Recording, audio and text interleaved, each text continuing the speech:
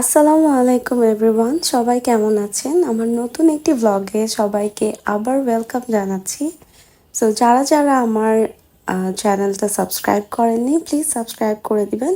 আমি আমার বসন্তের জন্য ঘরটাকে গুছাচ্ছিলাম, ডাইনিং রুমটা ডেকোরেট করলাম আড়ংয়ের কিছু ক্রকারিজ দিয়ে, এবং আমি ক্লথটা নিয়েছি রাঙা সুতা পেজ থেকে। সো এখানে আমি কিছু জগ, মগ এবং গ্লাস, একটা পট রেখেছি, কালার কন্ট্রাস্ট করে রেখেছি এবং একটা প্ল্যান্ট রেখে দিচ্ছি যেন আরেকটু ন্যাচারাল ভাইব আসে আমার ডাইনিং স্পেসটাতে। সো এরপর আমি চলে যাচ্ছি আমার বেডরুমে আমার বেডটা রেডি করার জন্য। সো বেডে আমি অরেঞ্জ কালারেরই একটা বেডশিট নিয়েছি। সো এখানে হচ্ছে 2টা পিলো কভার ছিল বেডশিটের সাথে, এত সুন্দর কাভারগুলো।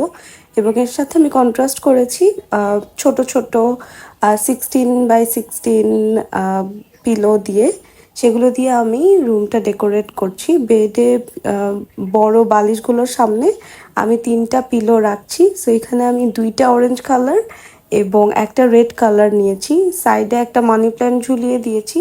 উইন্টারের কারণে আমার প্ল্যান্টগুলো অনেক মানে কেমন যেন নেতানো হয়ে গিয়েছে। সো আই হোপ এগুলো আবার আমি নতুন করে করব। সো এই ছিল আমার বেডরুম ডেকোরেশন, এবং আমি এই কর্নারটা কিভাবে ডেকোরেট করেছি সেটার আলাদা একটা ভিডিও আছে, সেটা আপনারা দেখে নিতে পারেন। এবং ক্যালেন্ডারটা নিয়েছি হচ্ছে আমি দারাজ থেকে, আমার সাইড টেবিলে এগুলো রেখেছিলাম আমি। সো প্ল্যান দিয়ে ঘর সাজাতে আমার খুবই ভালো লাগে। আমার আরও কিছু হোম ডেকোরের ভিডিও আছে, সেগুলো আপনারা দেখে আসতে পারেন। আমি লিংক ডেসক্রিপশনে এবং ভিডিওর উপরে লিংক আপ করে দিব যেন আপনারা সহজেই দেখে নিতে পারেন। এবং আমি এরপর ঘর সাজানোর পর আবার বারান্দার দরজাটা খুলে দিয়েছি এবং এখানে একটু জুয়েলারি পরে নিয়েছি। বাসায় থাকবো বাট স্টিল একটু বসন্ত ভাইব তো আনাই যায়। এখানে আমি একটা মগ এবং বই নিয়ে নিয়েছি একটু অ্যাস্থেটিক ভিডিও মেক করার জন্য।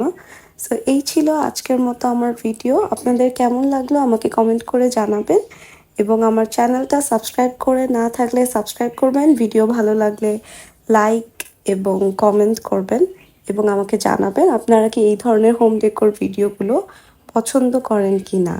So thank you so much for watching this video.